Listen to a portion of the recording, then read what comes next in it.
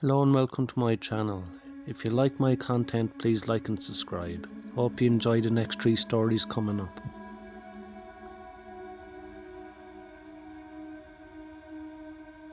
It's been about 11 years. It was an autumn night and I decided to take a little walk around our housing estate with my dog Sunny.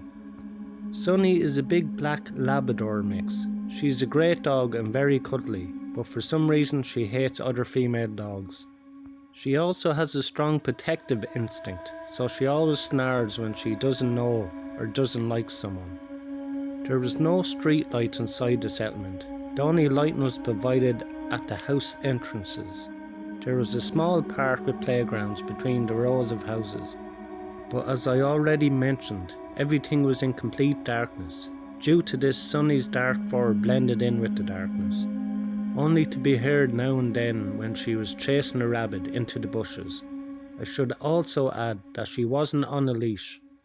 I only ever use her lead if other female dogs are nearby, since she's extremely obedient and always comes when she's called. So while I strolled comfortably through the dark settlement, Sunny ran happily through the area, in the bushes.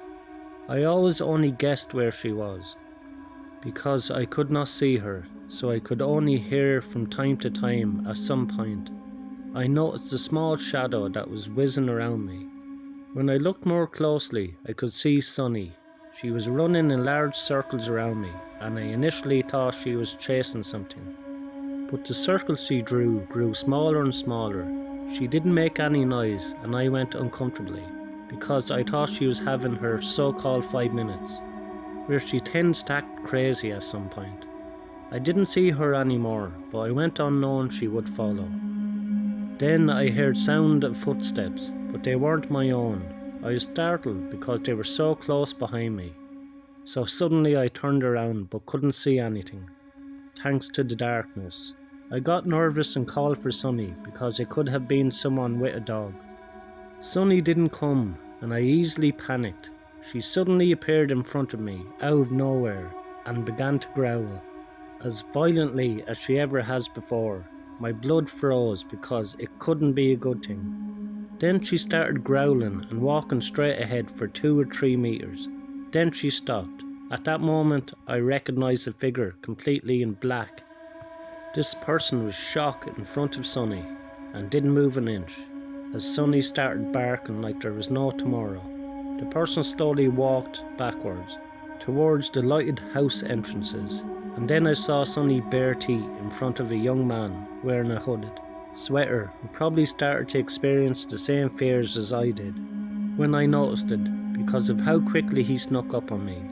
He couldn't have had any good in mind, since it was too dark. However, he could not see Sunny, and she must have surprised him at the right moment.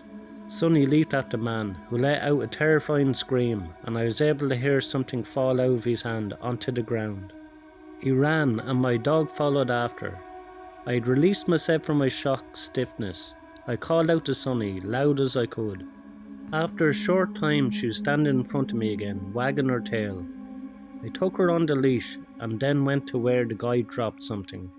And indeed, there was an arm-thick branch on the ground that he certainly didn't have with him to throw sticks. At home, it gradually dawned on me that my Sunny didn't have that for 5 minutes when she circled me, but she had long since noticed and kept an eye on this piece of crap person to protect me. The whole encounter was definitely creepy, but also a relief. I was and still am so grateful for Sunny, who was with me that night.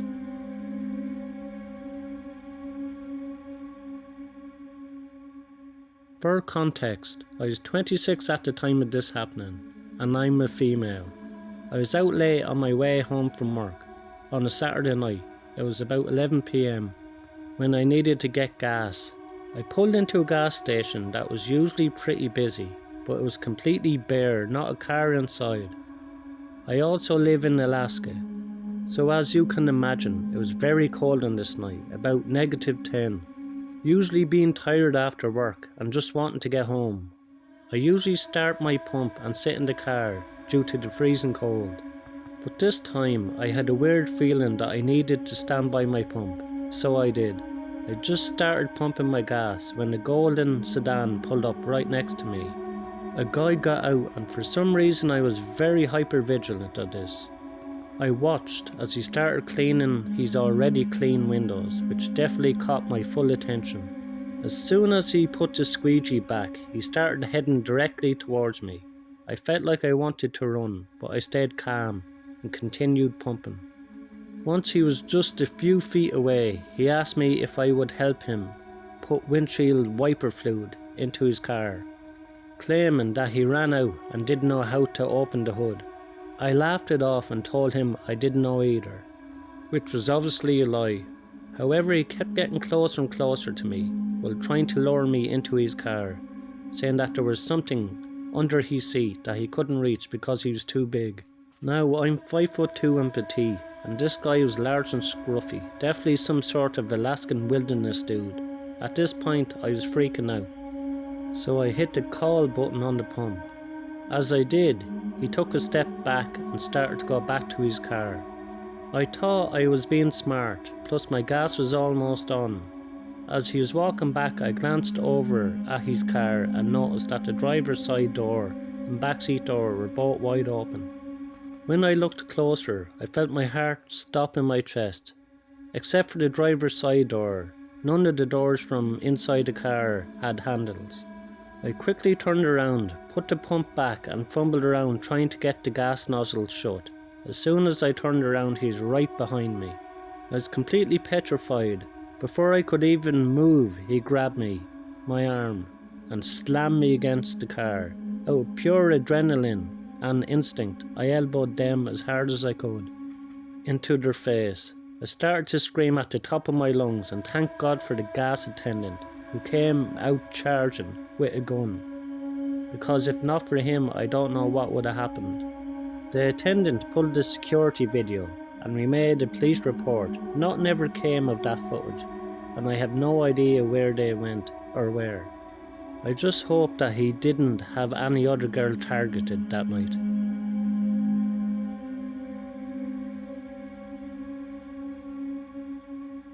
This happened in New York City years ago when I was a freshman in college. I was out partying one night with some friends. I wasn't drunk or on any hard drugs, but I definitely wasn't entirely sober. Around 3 AM we went our separate ways and I got off the train and began walking home. I had to take the longer route home that night because some train lines were under maintenance. When I got off the train, I realised I had to walk past the cemetery and started to feel uneasy. But I wasn't afraid for any real reason. It was only about 10 blocks and I'd be home. I always saw trucks lined up on the cemetery blocks, and being it was a desolate area, I assumed truckers would park their trucks by the cemetery to take naps or sleep before continuing on their journeys. Back then I thought nothing of it. A few minutes after getting off the train, I heard a faint sound of what I guessed was a car truck door being shut behind me. I turned around and saw nothing. I scanned my surroundings once quickly and didn't see any other person ahead of me or behind me, as far as I could see. I kept walking, this time a bit faster, and about a minute later I heard footsteps behind me. I turned as quickly as possible and I saw a man walking fast, a few feet behind me. When he saw me turn, he began catcalling me by making kissing noises. I was used to these catcalls, especially living in New York City. By my house there would be a line of men on the corner every morning waiting to be picked up for construction work. And every time I passed him to go to the store, I would get catcalled and harassed, so I ignored him and kept walking, but definitely faster this time. A few seconds later, he was running up to catch up with me. He was now at my side, speaking to me in Spanish, which I don't speak. He grabbed my arm tightly and began pulling me towards him, so I reacted by screaming and fighting him off. He pushed me up against the cemetery fence, and in the midst of things my heart sunk to the floor, as I thought I was about to get raped or worse. Seconds later he had me off my feet by both arms, and his face turned white in the moonlight. He had a face of pure horror, He looked past me into the cemetery, fixated on something. He let out a blood-curdling scream and let me go. As I dropped to the ground, he was already across the street and running out of sight. Choking on tears, shaking besides myself, I picked myself up and ran as fast as I could for the last few blocks to my house. I did not turn to look inside that cemetery. Not once. I did not turn around at all. I did not stop until I was home. I never took that train or walked past that cemetery again. And to be honest, I never told my parents and only told a handful of friends over the years, because to this day I still don't understand what happened. But someone or something probably just saved my life that night. Thanks to everyone again who's liked and subscribed on my videos. If you like these 3 stories, you will like the 3 stories up in the box above.